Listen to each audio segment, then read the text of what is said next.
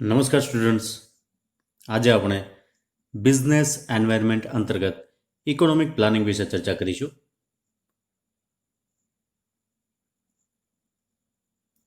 Economic planning વિશે ચર્ચા કરતા પહેલા આપણે આયોજન વિશે સમજી લઈએ કે આયોજન એટલે શું.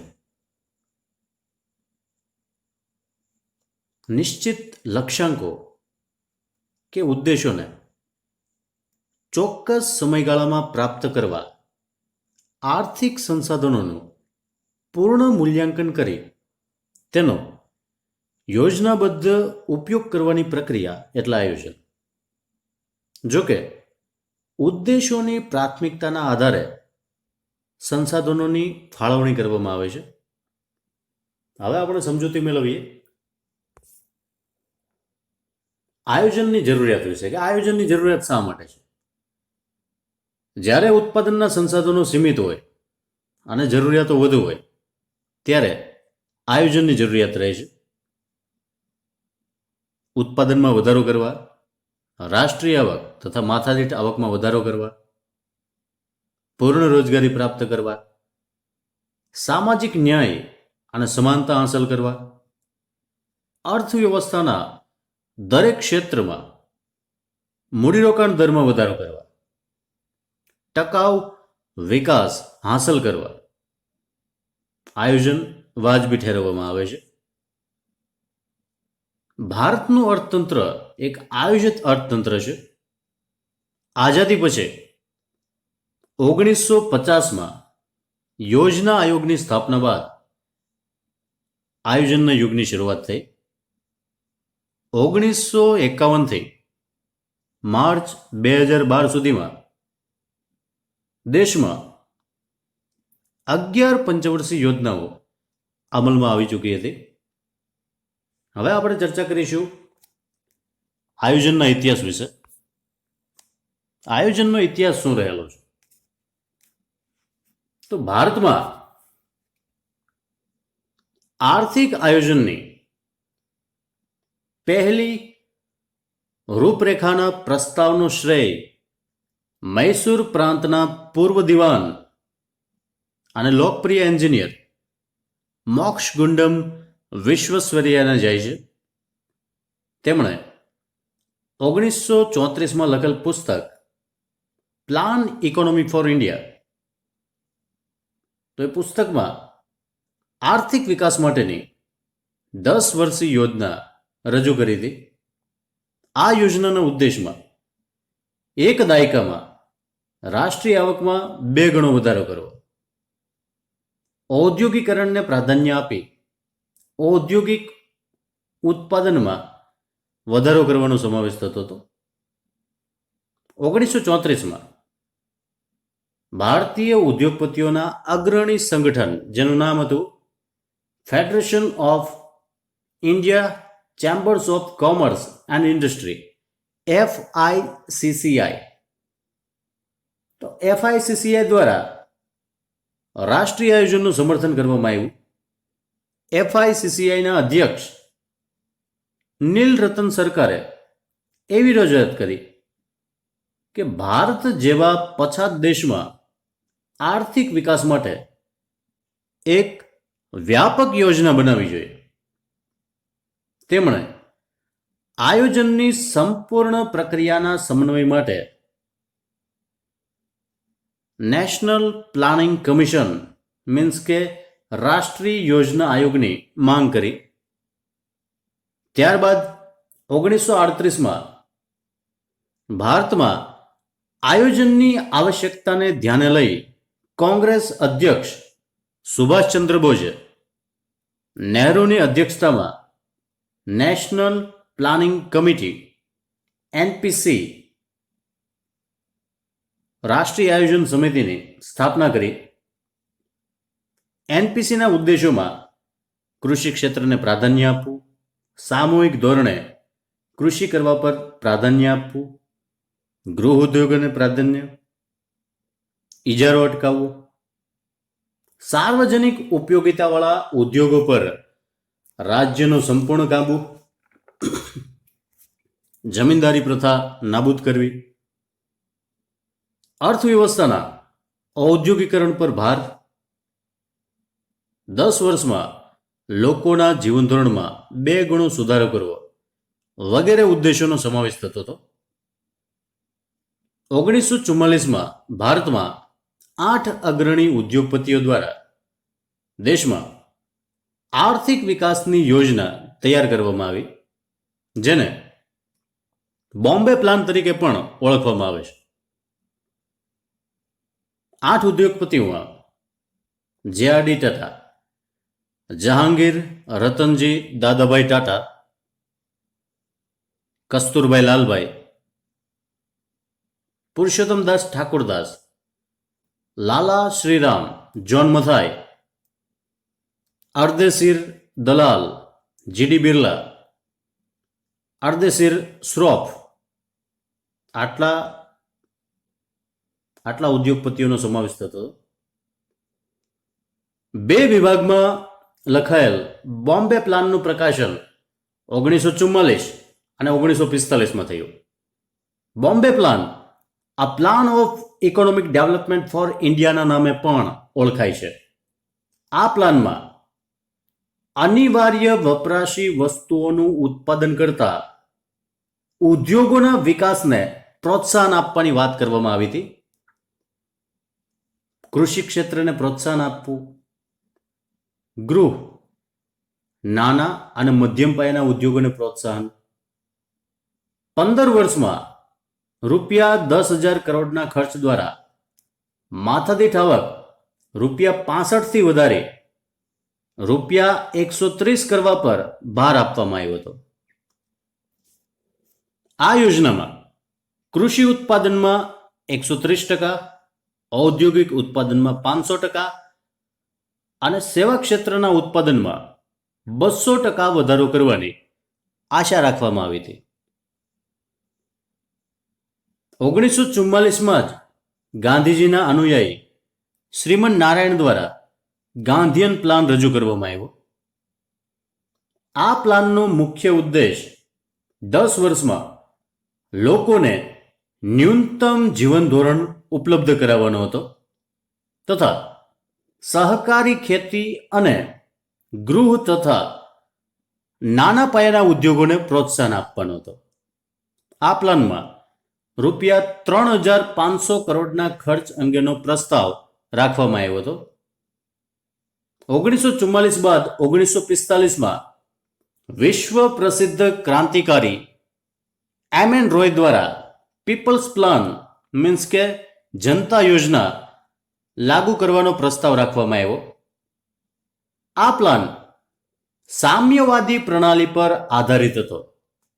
પીપલ્સ પ્લાનમાં રૂપિયા 15,000 કરોડના ખર્ચ અંગેનો પ્રસ્તાવ રાખવામાં આવ્યો હતો.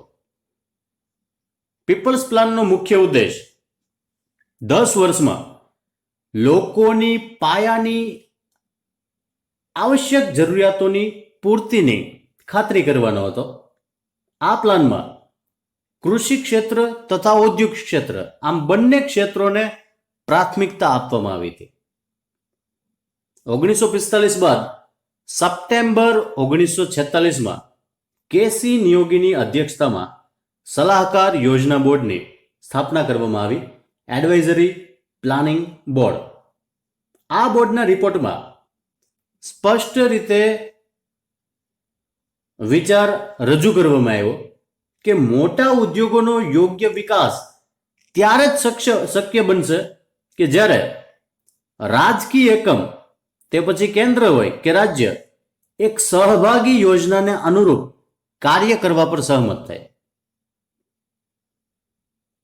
1946 બાદ 30 જાન્યુઆરી 1950માં જયપ્રકાશ નારાયણ દ્વારા આયોજિત વિકાસની રૂપરેખા પ્રસ્તુત કરવામાં આવી, જેને સર્વોદય યોજનાના નામે પણ ઓળખવામાં આવે છે.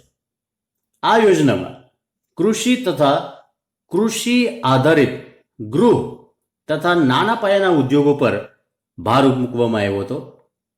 ઉપરાંત આર્થિક અસમાનતા દૂર કરવા તથા શોષણ વિહીન સમાજની સ્થાપના કરવાનો ઉદ્દેશ રાખવામાં આવ્યો હતો. કેસી નિયોગીની ભલામણોના આધારે કેન્દ્રીય મંત્રીમંડળ દ્વારા પ્રસ્તાવ મૂકવામાં આવ્યો અને આ પ્રસ્તાવને મંજૂર કરી 15 માર્ચ 1950 યોજના આયોગની સ્થાપના કરવામાં આવી. અહીંયા નોંધનીય બાબત એ કહી શકાય કે આયોજન પંચ ગેરબંધારણીય અને સલાહકાર મંડળ હતું. પ્રધાનમંત્રી યોજના આયોગના અધ્યક્ષ તરીકે રહેતા હતા. જોકે અત્યારે આયોજન પંચ અસ્તિત્વમાં નથી, કારણ કે 1 જાન્યુઆરી 2015 યોજના આયોગના સ્થાને નીતિ આયોગની સ્થાપના કરવામાં આવી. હવે આપણે ચર્ચા કરીએ આર્થિક આયોજન વિશે. આર્થિક આયોજન કોને કહી શકાય? કોઈ સુનિશ્ચિત વિકાસ ઉદ્દેશોને પ્રાપ્ત કરવા માટે સરકાર દ્વારા લાંબા ગાળા સુધી સુયોગ્ય રીતે આર્થિક નિર્ણયોનું સમન્વય કરી રાષ્ટ્રના મુખ્ય આર્થિક પાસાઓ જેવા કે આવક, ઉત્પાદન, રોજગારી, મૂડીરોકાણ, વપરાશ, બચત, આયાત, નિકાસ, કરદર, વ્યાજદર વગેરેને પ્રભાવિત કે નિર્દેશિત કરવાની પ્રક્રિયાને આર્થિક આયોજન કહે છે. કોઈ એક નિશ્ચિત સર્વોપરી સત્તા દ્વારા મહત્વના આર્થિક નિર્ણયો લેવામાં આવે તો એ આર્થિક આયોજન છે. શું ઉત્પાદન કરવું, કેટલા પ્રમાણમાં ઉત્પાદન કરવું, કઈ રીતે ઉત્પાદન કરવું, ક્યાં ઉત્પાદન કરવું અને ક્યારે ઉત્પાદન કરવું. ઉત્પાદન થયેલું છે તો ઉત્પાદનની વહેંચણી લોકો વચ્ચે કેવી રીતે કરવી, આ તમામ બાબતોનો એની અંતર્ગત સમાવેશ થાય છે. હવે આપણે ચર્ચા કરીએ આર્થિક આયોજનના ઉદ્દેશો વિશે.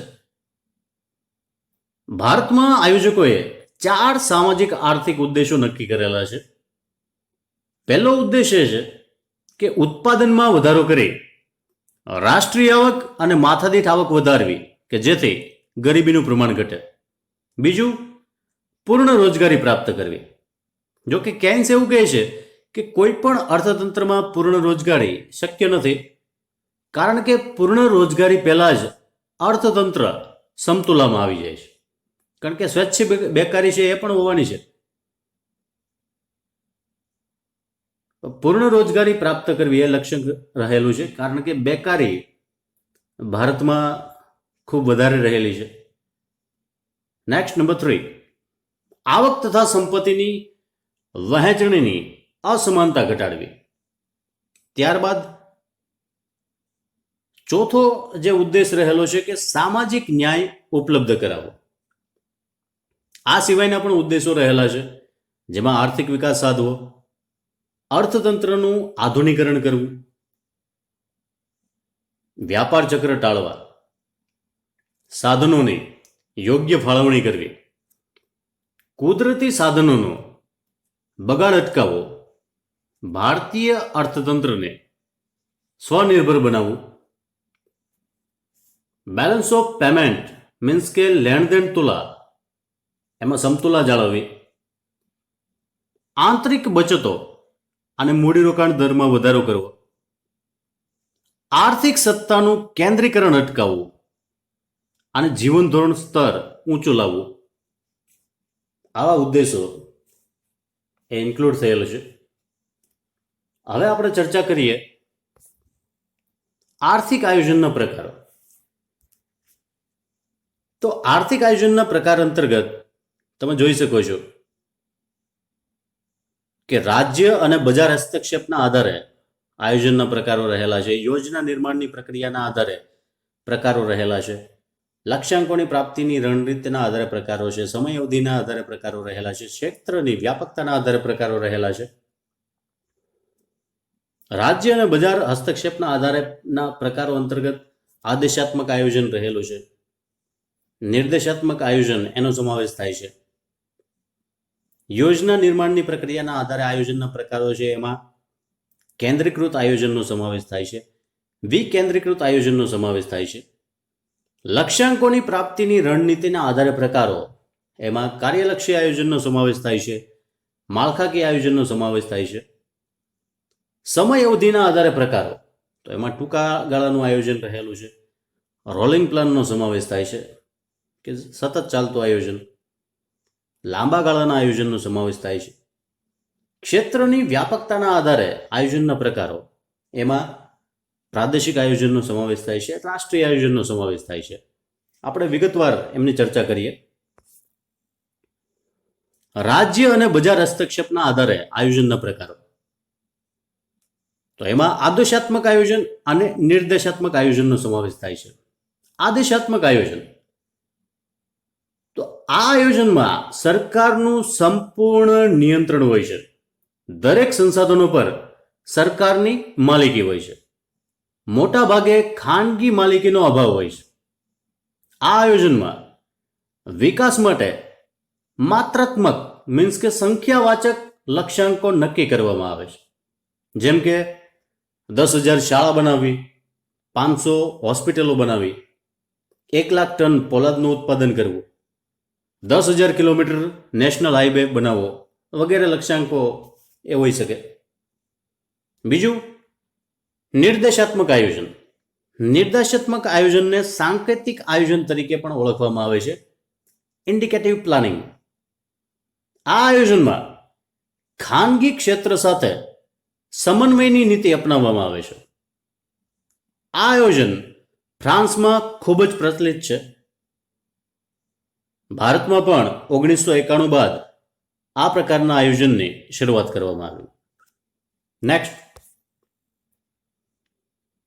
યોજના નિર્માણની પ્રક્રિયાના આધારે આયોજનના પ્રકારો, તો એમાં કેન્દ્રીકૃત આયોજનનો સમાવેશ થાય છે, વિકેન્દ્રીકૃત આયોજનનો સમાવેશ થાય છે. કેન્દ્રીકૃત આયોજન, તો આ આયોજનમાં કેન્દ્રીય સત્તા દ્વારા આયોજનનું ઘડતર અને અમલીકરણ કરવામાં આવે છે. આ આયોજનને ઉપરથી નીચે તરફનું આયોજન પણ કહેવામાં આવે છે. હવે વાત કરીએ વિકેન્દ્રીકૃત આયોજન વિશે. તો આ પ્રકારના આયોજનમાં અમુક મહત્વના નિર્ણય કેન્દ્રીય સત્તા દ્વારા લેવામાં આવે છે અને બાકીના જે નિર્ણયો છે એ નિર્ણયો લેવાનો અધિકાર રાજ્ય સરકાર કે સ્થાનિક સરકાર પાસે રહેલો હોય છે. આ આયોજનને નીચેથી ઉપર તરફનું આયોજન પણ કહે છે. નેક્સ્ટ, લક્ષ્યાંકોની પ્રાપ્તિની રણનીતિના આધારે આયોજનના પ્રકારો, તો એમાં તમે જોઈ શકો છો કે કાર્યલક્ષી આયોજન અને માળખાકીય આયોજન. તો ફંક્શનલ પ્લાનિંગ, જો આર્થિક લક્ષ્યને પ્રાપ્ત કરવા માટે સંસાધનોની માલિકી, ઉત્પાદન પદ્ધતિ કે સંસ્થાકીય માળખામાં પરિવર્તન લાવવાને બદલે અનુકૂળ વ્યૂહરચના અપનાવવામાં આવે તો તેને કાર્યલક્ષી આયોજન કહે છે. જેમ કે દેશમાં હરિયાળી ક્રાંતિ દ્વારા કૃષિ ક્ષેત્રમાં આ આયોજન અપનાવવામાં આવ્યું હતું. નેક્સ્ટ વાત કરીએ માળખાકીય આયોજન. જો આર્થિક લક્ષ્યને પ્રાપ્ત કરવા માટે સંસાધનોની માલિકી કે ઉત્પાદન પદ્ધતિમાં આમૂલ પરિવર્તન કરવામાં આવે તો તેને માળખાકીય આયોજન કહે છે. જેમ કે જમીન સુધારા, બેંકનું રાષ્ટ્રીયકરણ, તો એ માળખાકીય આયોજન કહી શકાય. નેક્સ્ટ, સમય અવધિના આધારે આયોજનના પ્રકારો, તો ટૂંકા ગાળાનું આયોજન રહેલું છે. સામાન્ય રીતે વાર્ષિક આધાર પર યોજનાના ઉદ્દેશો અને વ્યૂહરચનાનું નિર્ધારણ કરવાની પ્રક્રિયાને ટૂંકા ગાળાનું આયોજન કહે છે. જો કે આ આયોજનનો સમયગાળો 1 વર્ષના બદલે 3 કે 4 વર્ષનો પણ હોઈ શકે છે. નેક્સ્ટ, લાંબા ગાળાનું આયોજન. તો આ પ્રકારના આયોજનમાં વ્યૂહરચનાનું નિર્ધારણ લાંબા ગાળા માટે હોય છે. આયોજનનો સમયગાળો 15 વર્ષ, 20 વર્ષ કે 50 વર્ષ કરતાં વધુનો પણ હોઈ શકે છે. જેમ કે વસ્તી નીતિ 2000. તો વસ્તી નીતિ 2000નો લાંબા ગાળાનો ઉદ્દેશ 2070 સુધીમાં દેશમાં વસ્તી વૃદ્ધિ દરને સ્થિર કરવાનો છે. Next, rolling plan. તો રોલિંગ પ્લાનને બીજા શબ્દોમાં સતત ચાલતું આયોજન તરીકે પણ ઓળખવામાં આવે છે, ચક્રીય આયોજન તરીકે પણ ઓળખવામાં આવે છે. 1958માં ગુન્નાર મિર્ડલે પોતાના પુસ્તક, એ પુસ્તકનું નામ હતું Indian economic planning in its broader setting. તો Indian economic planning in its broader સેટિંગમાં વિકાસશીલ દેશો માટે રોલિંગ પ્લાનની ભલામણ કરી હતી. 1962 પછી ભારતમાં આ આયોજન અપનાવવાની ભલામણ કરવામાં આવી હતી. ભારતમાં 1 એપ્રિલ 1978માં જનતા સરકારે રોલિંગ પ્લાન લાગુ કર્યો હતો. અહીં યોજનામાં કુલ વર્ષની સંખ્યા તો નિશ્ચિત જ હોય છે, પરંતુ યોજનાના 1 વર્ષ બાદ તે વર્ષને બાદ કરી નવું વર્ષ ઉમેરવામાં આવે છે. ક્ષેત્રની વ્યાપકતાના આધારે આયોજનના પ્રકારો. તો એમાં પ્રાદેશિક આયોજન છે, રાષ્ટ્રીય આયોજન છે. જ્યારે કોઈ વિશેષ ક્ષેત્રને ધ્યાને રાખી યોજનાના લક્ષ્યો તથા વ્યૂહરચનાનું નિર્ધારણ કરવામાં આવે તો તેને ક્ષેત્રીય કે પ્રાદેશિક આયોજન કહે છે. દાખલા તરીકે ભારતના ઉત્તર પૂર્વના રાજ્યો, મીન્સ કે ઈશાન ભારતના રાજ્યો, તો એના માટે વિકાસ યોજનાનું નિર્ધારણ. ક્ષેત્રીય કે પ્રાદેશિક સ્તરના આયોજનનો સૌ પ્રથમવાર અમેરિકા દ્વારા 1916માં પ્રયોગ કરવામાં આવ્યો હતો.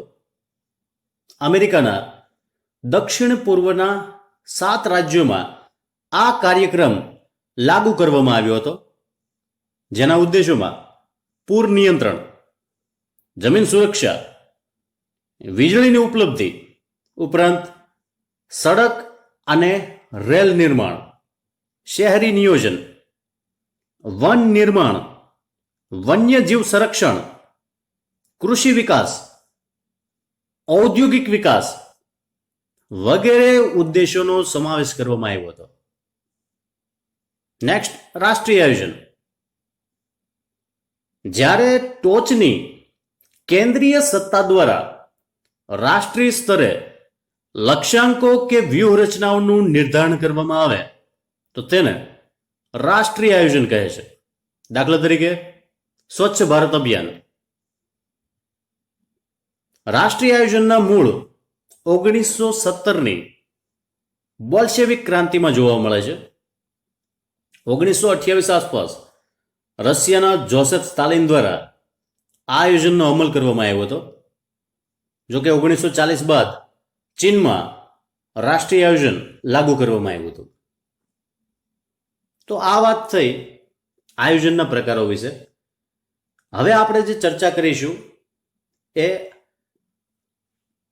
આર્થિક આયોજનના મૂલ્યાંકન વિશે ચર્ચા કરીશું. આર્થિક આયોજનના મૂલ્યાંકન અંતર્ગત આર્થિક આયોજનની સિદ્ધિઓ અને મર્યાદાઓનો સમાવેશ થાય છે. તો સૌપ્રથમ આપણે આર્થિક આયોજનની સિદ્ધિઓ વિશે ચર્ચા કરીએ. આયોજન કાળ દરમિયાન ભારતીય અર્થતંત્રના માળખામાં જે પરિવર્તન આવ્યું છે એ રાષ્ટ્રીય આવકના માળખામાં પ્રતિબિંબિત થયેલું છે. યોજનાઓ હેઠળ કૃષિ કરતા ઉદ્યોગના વિકાસને વધુ પ્રાધાન્ય આપવામાં આવ્યું હતું. પરિણામે રાષ્ટ્રીય આવકમાં સેવા ક્ષેત્ર અને ઉદ્યોગ ક્ષેત્રનો ફાળો વધેલો છે. 1950-51માં એગ્રીકલ્ચર સેક્ટરનો ફાળો 56.5% હતો. 1999-2000 એ વધીને 25.2% થયો. ઉદ્યોગ ક્ષેત્રનો ફાળો 1950-51 15% હતો. 1999-2000 વધીને 27% થયો. સેવા ક્ષેત્રનો ફાળો 28.5% હતો. 1999-2000 47.8% થયો. તમને કદાચ એવું થતું હશે કે અહીંયા 1999-2000 આંકડા રજૂ કરેલા છે, લેટેસ્ટ આંકડા રજૂ કેમ કરેલા નથી? 2019-20ની દ્રષ્ટિએ જોવા જઈએ તો એગ્રીકલ્ચર સેક્ટરનો ફાળો 14% છે. સેવા ક્ષેત્રનો ફાળો 57-58% આસપાસ રહેલો છે. પણ અહીંયા લેટેસ્ટ આંકડા એના બદલે 1999-2000 આંકડા એટલા માટે રજૂ કરેલા છે કે આપણે જે વાત કરીએ છીએ એ આયોજનના સંદર્ભમાં વાત કરીએ છીએ. આર્થિક આયોજનની જે સિદ્ધિઓ રહેલી છે, જે પંચવર્ષીય યોજનાઓ લાગુ કરેલી છે, આયોજનનો જે સમયગાળો રહેલો છે એના સંદર્ભમાં વાત કરીએ છીએ. અત્યારે તો નીતિ આયોગ છે એ લાગુ કરેલો છે. તો એ સમયગાળા અંતર્ગત 1999-2000 એગ્રીકલ્ચર સેક્ટરનો ફાળો 25%, ઇન્ડસ્ટ્રીયલ સેક્ટરનો ફાળો 27% અને સેવા ક્ષેત્રનો ફાળો 47.8% એ જોવા મળ્યો હતો. નેક્સ્ટ સિદ્ધિ અંતર્ગત આપણે કહી શકાય કે કૃષિ ક્ષેત્રે પ્રગતિ થયેલી છે. 1965-66 હરિયાળી ક્રાંતિના કાર્યક્રમ હેઠળ કૃષિ ક્ષેત્રમાં નવી ટેકનોલોજી અમલમાં મૂકવામાં આવી, જેના પરિણામે અનાજની ઉત્પાદકતા વધી છે. ખાસ કરીને ઘઉં અને ચોખા, અનાજના ઉત્પાદનમાં વધારો થયો. અનાજનું ઉત્પાદન 1950-51 508 લાખ ટન થતું હતું. એ વધીને 2007-8 2161 લાખ ટન થયું. અનાજ ઉપરાંત રોકડિયા પાકો જેવા કે તેલીબિયા, શેરડી, રૂ અને શણનું ઉત્પાદન અનુક્રમે 50 લાખ ટન, 570 લાખ ટન, 30 લાખ ગાંસડી અને 33 લાખ ગાંસડી.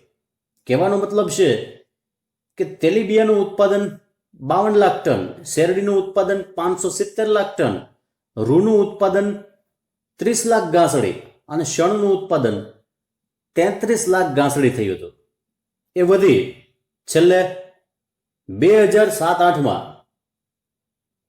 તેલીબિયાનું ઉત્પાદન 277 લાખ ટન, શેરડીનું ઉત્પાદન 2784 લાખ ટન, રૂનું ઉત્પાદન, કપાસનું ઉત્પાદન 196 લાખ ગાંસડી અને શણનું ઉત્પાદન 99 લાખ ગાંસડી થયું હતું.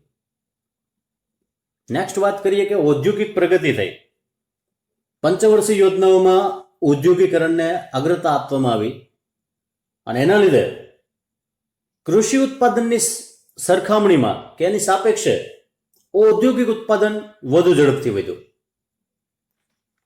ભારતમાં ઔદ્યોગિક ઉત્પાદનનો જે ઔદ્યોગિક વિકાસ દર રહેલો છે એ ઔદ્યોગિક વિકાસ દર જોઈએ તો પ્રથમ યોજનામાં ઔદ્યોગિક વિકાસ દર 3% રહ્યો હતો, બીજી યોજનામાં 5.6% રહ્યો, ત્રીજી યોજનામાં 6.3% રહ્યો, ચોથી યોજનામાં ઔદ્યોગિક વિકાસ દર 4.9% રહ્યો, પાંચમી યોજનામાં 6.5%, છઠ્ઠી યોજના અંતર્ગત 5.3%, સાતમી યોજના અંતર્ગત 6.8%, આઠમી યોજના અંતર્ગત 7.6%, નવમી યોજના અંતર્ગત 4.3%, 10મી યોજના અંતર્ગત 9.2% અને 11મી યોજના અંતર્ગત ઔદ્યોગિક વિકાસ દર 7.4% નોંધાયો હતો.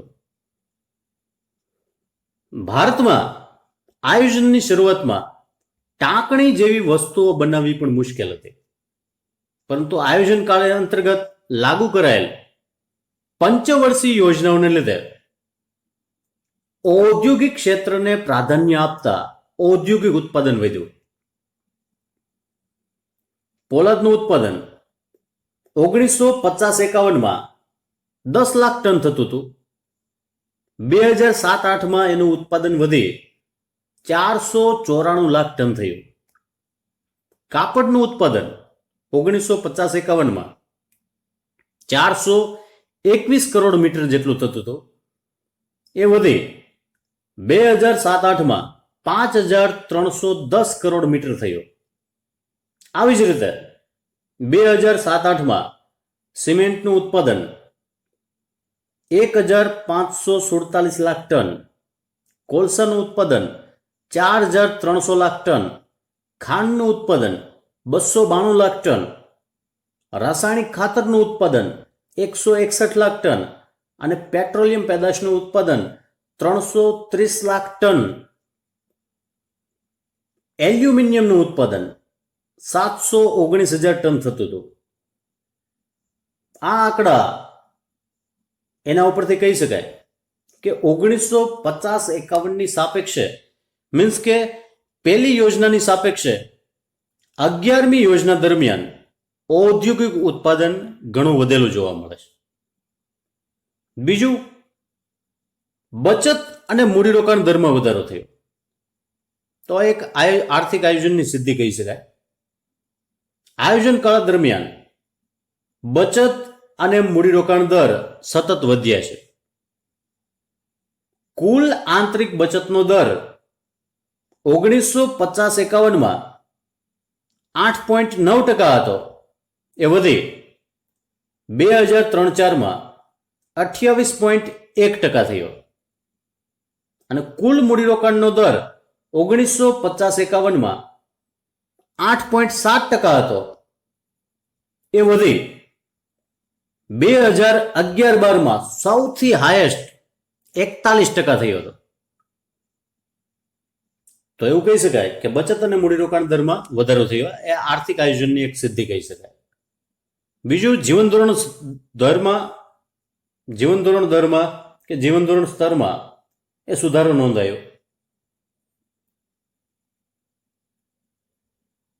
1950-51માં અનાજની વાર્ષિક માથાદીઠ વપરાશ 395 કિલોગ્રામ હતી. એ વધી 1999-2000માં 466 કિલોગ્રામ થઈ. ખાદ્ય તેલની માથાદીઠ વપરાશ 2.7 કિલોગ્રામ હતી. એ વધી 10 કિલોગ્રામ થઈ. દૂધની માથાદીઠ વપરાશ 46 લીટર હતી. એ વધી 72 લીટર થઈ. કાપડની માથાદીઠ વપરાશ 11 મીટર હતી. 11 મીટરથી વધી 26 મીટર થઈ. તો એવું કહી શકાય કે જીવનધોરણ એમાં સુધારો થયો. ત્યારબાદ તો સિંચાઈનું વિસ્તરણ થયું. 1950-51માં આશરે 210 લાખ હેક્ટર જમીન સિંચાઈ હેઠળ હતી, જે પ્રમાણ વધી 2003-4માં 551 લાખ હેક્ટર થયું અને 2012માં સિંચાઈનું પ્રમાણ વધી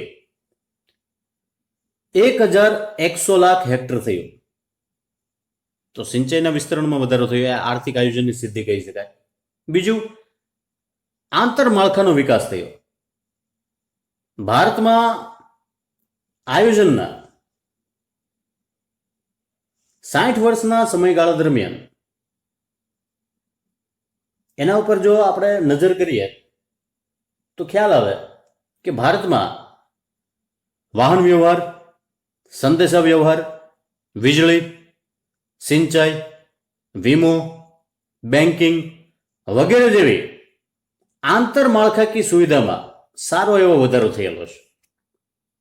નેક્સ્ટ, વિદેશ વેપારમાં વધારો થયેલો છે. વિદેશ વેપારમાં વૃદ્ધિ નોંધાયેલી છે. ભારતમાં વિદેશ વેપારની વૃદ્ધિ કેટલી થયેલી છે એના આંકડા તપાસીએ તો ખ્યાલ આવે કે 1950-51માં ભારતની જે આયાતો હતી એ 1950-51માં 608 કરોડ હતી. 2006-7માં એ વધી 8,62,302 કરોડ થઈ. નિકાસનું પ્રમાણ 1950-51માં 606 કરોડ હતું. 2006-07માં નિકાસ વધી 5,71,642 કરોડ થઈ. તો એવું કહી શકાય કે આયાત અને નિકાસ આ બંનેમાં વધારો થયો. તો ઓવરઓલ વિદેશ વેપારમાં વૃદ્ધિ થયેલી છે. આ વાત થઈ આર્થિક આયોજનની સિદ્ધિઓ વિશે. જેવી રીતે એક સિક્કાની બે બાજુઓ રહેલી હોય છે, એવી રીતે આયોજનની સિદ્ધિ અને એની સામે મર્યાદાઓ પણ રહેલી છે. તો આર્થિક આયોજનની મર્યાદા કે નિષ્ફળતા વિશે આપણે ચર્ચા કરીએ. તો આર્થિક આયોજનની મર્યાદાઓ એવું કહી શકાય કે ધીમો વિકાસ રહેલો છે. આયોજન કાળ દરમિયાન આર્થિક વિકાસનો દર વધેલો છે, પરંતુ એ દર ઈચ્છનીય કે અપેક્ષિત દરથી ઓછો રહેલો છે. રાષ્ટ્રીય આવકની વૃદ્ધિનો જે લક્ષ્યાંક રાખેલો છે એટલા પ્રમાણમાં રાષ્ટ્રીય આવકમાં વધારો થયો નથી.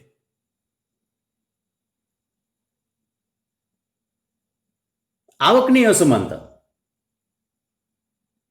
તો સમાજવાદી સમાજ રચનાનું નિર્માણ આપણા દેશનું મુખ્ય ધ્યેય હતું. આવકની અસમાનતા ઘટાડવા અનેક પ્રકારના રાજકોષી પગલાં લેવામાં આવ્યા. આમ છતાં આવકની અસમાનતા વધેલી છે. 2001ના આપણે આંકડા તપાસીએ તો 2001માં ભારતમાં તળિયાના 10% અને ટોચના 10% લોકોના હિસ્સાની રીતે વિચારીએ તો તળિયાના જે 10% લોકો હતા એનો આવકનો હિસ્સો માત્ર 3.7% હતો, જ્યારે જે ટોચના 10% લોકો હતા એનો રાષ્ટ્રીય આવકમાં હિસ્સો 28.4% હતો. કહેવાનો મતલબ છે કે 28.4% હિસ્સો રાષ્ટ્રીય આવકમાંથી મેળવતા હતા. એક અંદાજ પ્રમાણે ભારતમાં 2010માં 30% લોકો રાષ્ટ્રીય આવકનો 80% હિસ્સો ધરાવતા હતા, જ્યારે બાકીના 70% લોકો રાષ્ટ્રીય આવકનો 20% હિસ્સો જ ધરાવતા હતા. તો આ એક આયોજનની મર્યાદા કહી શકાય કે આવકની અસમાનતા વધેલી છે. આવકની અસમાનતાની સાથે સાથે સંપત્તિની અસમાનતા પણ વધેલી છે. આયોજનકાળ દરમિયાન સંપત્તિની અસમાનતા ઘટાડવા માટે અનેક પગલાં લેવામાં આવ્યા, જેમ કે જમીન ટોચ મર્યાદા, એમનો કાયદો, ગણોદ્ધારાનો કાયદો, MRTP એક્ટ લાગુ કરવામાં આવ્યો. આમ છતાં સંપત્તિની અસમાનતા ઘટાડી શકાય નહીં. ગ્રામ્ય વિસ્તારનો અભ્યાસ કરીએ તો 72% ખેડૂતો ભારતમાં એવા છે કે જેમની પાસે 1 હેક્ટર કરતા ઓછી જમીન છે, જ્યારે 1% ખેડૂતો એવા છે કે જેમની પાસે 10 હેક્ટર કરતા વધુ જમીન રહેલી છે, અને એમની માલિકી હેઠળ 14% જેટલો જમીન વિસ્તાર રહેલો છે.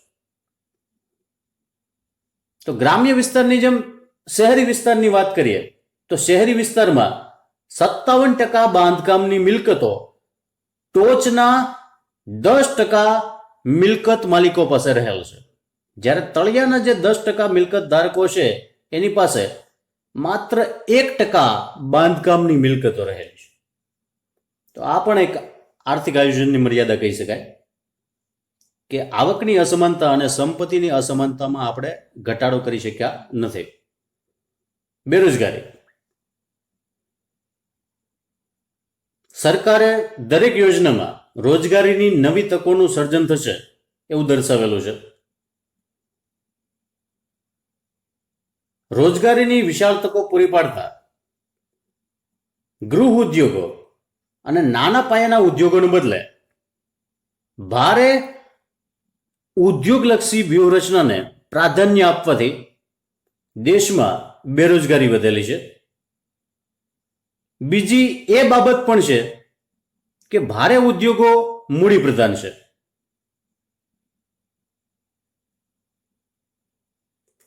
આથી જેટલું મૂડીરોકાણ વધે છે એટલા પ્રમાણમાં રોજગારીનું સર્જન કરી શકાતું નથી. મતલબ કે જેટલા પ્રમાણમાં મૂડીરોકાણ કરવામાં આવે છે એટલા પ્રમાણમાં રોજગારી વધતી નથી. આના લીધે ગ્રામીણ બેરોજગારી અને શહેરી બેરોજગારીમાં વધારો થતો રહ્યો છે. 1951માં ભારતમાં બેરોજગારીની સંખ્યા 33 લાખ હતી. 2004-05માં 347 લાખ થઈ હતી. 11મી પંચવર્ષીય યોજનામાં એવું લક્ષ્યાંક રાખવામાં આવેલું હતું કે 11મી પંચવર્ષીય યોજનાના અંતે બેકારોની સંખ્યા, બેરોજગારોની સંખ્યા ભારતમાં 800 લાખ થવાની હતી. તો 8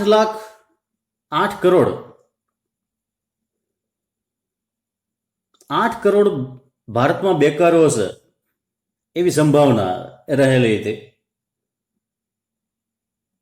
તો આ પણ એક આયોજનની મર્યાદા કહી શકાય કે બેરોજગારી ઘટાડવામાં ખાસ સફળતા મળી નથી, રોજગારી પ્રદાન કરવામાં સફળતા પ્રાપ્ત થઈ નથી. નેક્સ્ટ, ફુગાવો. તો સરકાર એમની ખામીયુક્ત નાણાકીય નીતિના પરિણામે ભાવ સપાટીનું નિયંત્રણ કરવામાં નિષ્ફળ નીવડી છે. બીજા શબ્દોમાં કહીએ તો ભાવ સ્થિરતા સાથે આર્થિક વિકાસનો ઉદ્દેશ માત્ર ને માત્ર કાગળ પર જ રહ્યો છે. કારણ કે યોજનાઓ અત્યંત મહત્વકાંક્ષી અને બજેટ બહારની હોવાને લીધે દરેક યોજનામાં ખાધ પુરવણીનો આશરો લેવામાં આવ્યો. 38,000 કરોડ જેટલી છે એ ખાધ પુરવણી છેલ્લે તો જોવા મળી હતી. તો ખાધ પુરવણીનો આશરો લેવાને લીધે ફુગાવાને ઉત્તેજન મળ્યું. આ ઉપરાંત કાળું નાણું, અપૂરતું ઉત્પાદન, આવા ઘણા પરિબળોએ સંયુક્ત રીતે ભાવ વધારાને પ્રોત્સાહન આપ્યું. 11મી પંચવર્ષીય યોજનામાં ફુગાવાનો વાર્ષિક સરેરાશ દર 8 થી 9% વચ્ચે રહ્યો હતો. આમ કહી શકાય કે જે દેશમાં પ્રતિ વર્ષ સરેરાશ 8, 9 કે 10%ના દરે ફુગાવો વાસ્તવિક અર્થમાં રહેતો હોય તો એ દેશ ઝડપી આર્થિક પ્રગતિ સાધી શકશે કે કેમ? એ દેશ ઝડપી આર્થિક પ્રગતિ સાધી નહીં શકે. નેક્સ્ટ, ખામીયુક્ત આયોજન પદ્ધતિ. સામાન્ય રીતે આર્થિક સલાહકારો એવા તારણો રજૂ કરે છે કે પછાત કે વિકાસ સાધતા દેશોએ પોતાના અર્થતંત્રની સ્થિતિને ધ્યાનમાં રાખી કૃષિ ક્ષેત્રને પ્રાધાન્ય આપી તેને મજબૂત બનાવવું છે. પરંતુ આપણા દેશમાં પહેલી યોજના બાદ આ વ્યૂહરચના બદલાતા ઉદ્યોગ ક્ષેત્રને પ્રાધાન્ય આપતા કૃષિ કે ઉદ્યોગ ક્ષેત્રે ધારી પ્રગતિ કરી શક્યા નથી. ટૂંકમાં ખામીયુક્ત આયોજનના લીધે ન તો એગ્રીકલ્ચર સેક્ટરનો સારી રીતે વિકાસ થયો, ન તો ઇન્ડસ્ટ્રીયલ સેક્ટરનો સારો વિકાસ થયો. તો આ પ્રકારના આયોજનને લીધે આપણો આર્થિક વિકાસ છે કેવો રહ્યો છે? એકદમ મંદ રહેલો છે. ગરીબી. 5મી યોજનાના આરંભથી ગરીબી નાબૂદીને અગ્રતા આપવામાં આવી. આમ છતાં ગરીબીનું પ્રમાણ નોંધપાત્ર ઘટ્યું નથી. 2011ના અહેવાલ પ્રમાણે ભારતમાં ગરીબી રેખા નીચે જીવતા લોકોનું ટકાવારી પ્રમાણ કુલ વસ્તીના 21.5% હતું.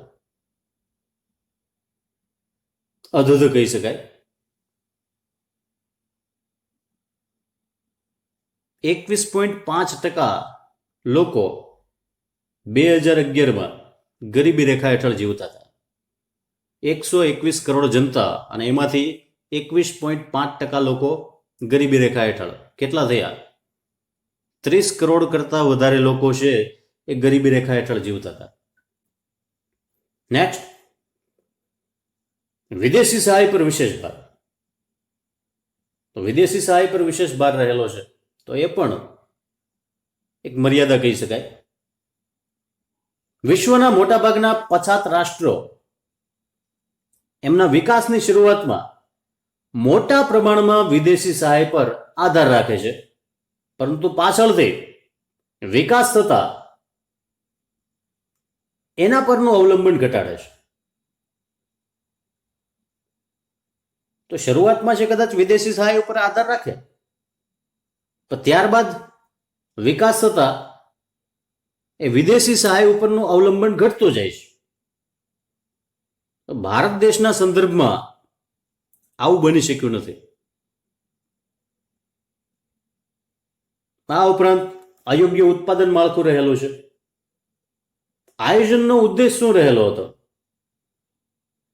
સાધન ફાળવણીને કાર્યક્ષમ બનાવવાનો હતો, પરંતુ હકીકતમાં આયોજન કાળ દરમિયાન સાધન ફાળવણી બિનકાર્યક્ષમ અને બિન કલ્યાણલક્ષી બની છે, જેમાં ખેતી ક્ષેત્ર તરફથી ઉદ્યોગ ક્ષેત્ર તરફ સાધનોની હેરફેર વધી. ઉપરાંત જાહેર સાહસોમાં મૂડીરોકાણ વધ્યું, ખૂબ જ ઝડપથી વધ્યું, પણ એની કાર્યક્ષમતા કેવી હતી? તો કે ખૂબ જ નબળી, નીચી કાર્યક્ષમતા હતી. કૃષિ ક્ષેત્રમાં ગરીબો જે અનાજની વપરાશ કરે છે તેના ઉત્પાદનની સરખામણીએ સમૃદ્ધ વર્ગના લોકો જે અનાજની વપરાશ કરે છે એનું ઉત્પાદન વધારે ઝડપથી વધ્યું. પ્રાથમિક જરૂરિયાતની વસ્તુઓની સરખામણીમાં મોજ શોખની વસ્તુઓનું ઉત્પાદન વધુ ઝડપથી વધ્યું. તો આ પણ એક એની મર્યાદા કહી શકાય. બીજું કે આયોજન દરમિયાન સાધનોનો દુર્વ્યય થયેલો છે. આયોજન હેઠળ સીમિત સાધનોનો મોટા પાયે દુર્વ્યય થયેલો છે, મોટા પાયે દુર્વ્યય કરેલો છે. આયાત અવેજીકરણની નીતિ હેઠળ આપણા ઉદ્યોગોને આંતરિક બજારોમાં ઇજારદાર બનાવી દીધા. ઘણા જાહેર સાહસોની સ્થાપના માટે એવા પછાત પ્રદેશો પસંદ કરવામાં આવ્યા કે જ્યાં એમના માટે કાર્યક્ષમતાપૂર્વક, કુશળતાપૂર્વક કામ કરવું મુશ્કેલ હતું. માંગને ધ્યાનમાં લીધા સિવાય ઉત્પાદન પ્રક્રિયા હાથ ધરી. કહેવાનો મતલબ છે કે ઉત્પાદન શક્તિનો પૂરો ઉપયોગ થઈ શક્યો નહીં. ઘણા એકમો એવા પણ હતા કે જે માંદા એકમો હતા. તો માંદા એકમો હોવા છતાં, ઉપરાંત પગભર થવાની ક્ષમતા ધરાવતા ન હોવા છતાં એમને સહાય આપવામાં આવી, સબસિડી આપવામાં આવી અને આ એકમો પરાણે ચાલુ રાખવામાં આવ્યા. તો એવું કહી શકાય કે સાધનોનો દુર્વ્યય કર્યો. તો આ એક આયોજનની મર્યાદા છે. બીજું કે વસ્તીનું નિયંત્રણ કરવામાં નિષ્ફળતા મળી. ભારત વિશ્વમાં ચીન બાદ સૌથી વધુ વસ્તી ધરાવતો દેશ છે. ગરીબીનું પ્રમાણ વિશેષ પ્રમાણમાં હોવાથી અને ઉપરાંત કુટુંબ નિયોજનના અભાવે આપણો વસ્તી વૃદ્ધિનો દર સતત વધતો રહ્યો છે. એક અંદાજ પ્રમાણે ભારતમાં દર વર્ષે ઓસ્ટ્રેલિયામાં જેટલી વસ્તી છે એટલી વસ્તી ભારતમાં દર વર્ષે ઉમેરાય છે. 2011ના ડેટા પ્રમાણે ભારતમાં દર મિનિટે 55 બાળકોનો જન્મ થાય છે. વિશ્વની 17% વસ્તી માત્ર ભારતમાં જ વસે છે. 2011ના આંકડા પ્રમાણે ભારતની વસ્તી 121 કરોડ હતી.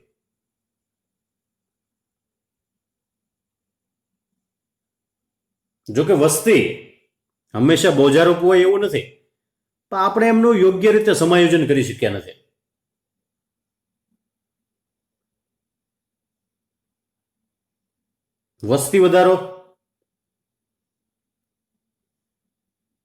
વસ્તી વધારે ભારતમાં આર્થિક અને સામાજિક સમસ્યાઓ ઊભી કરેલી છે, કારણ કે એમનું યોગ્ય સમાયોજન આપણે કરી શક્યા નથી.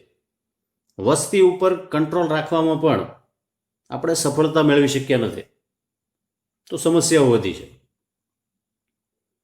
નેક્સ્ટ, ભ્રષ્ટાચાર. આયોજનના પરિણામે આર્થિક અંકુશો ખૂબ જ વ્યાપક બન્યા અને સરકારની સત્તા વધી ગઈ. આ સત્તાનો ઉપયોગ કરનારા વહીવટી અધિકારીઓનું વર્ચસ્વ પણ વધ્યું.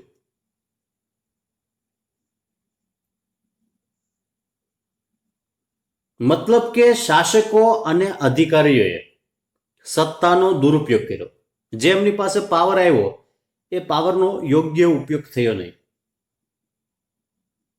ભૂતપૂર્વ વડાપ્રધાન સ્વર્ગસ્થ રાજીવ ગાંધીએ પણ એકવાર જાહેરમાં કીધું હતું કે યોજનાઓ હેઠળ પ્રત્યેક 100 કરોડ રૂપિયાના રોકાણમાંથી 85 કરોડ રૂપિયા ભ્રષ્ટાચારીઓના ગજવામાં જાય છે.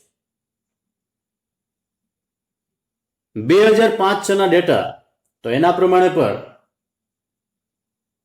2005-6માં ભ્રષ્ટાચાર દ્વારા સ્વિસ બેંકમાં જમા કરાયેલ ભારતના કાળા નાણાંનું પ્રમાણ $1,456 બિલિયન હતું. તો ભારતમાં ભ્રષ્ટાચાર પણ વધ્યો. ભ્રષ્ટાચાર ઉપર કંટ્રોલ રાખી શક્યા નહીં, તો આ પણ એક આર્થિક આયોજનની મર્યાદા કહી શકાય. અહીંયા ટોપિક પૂરો થાય છે. Thank you.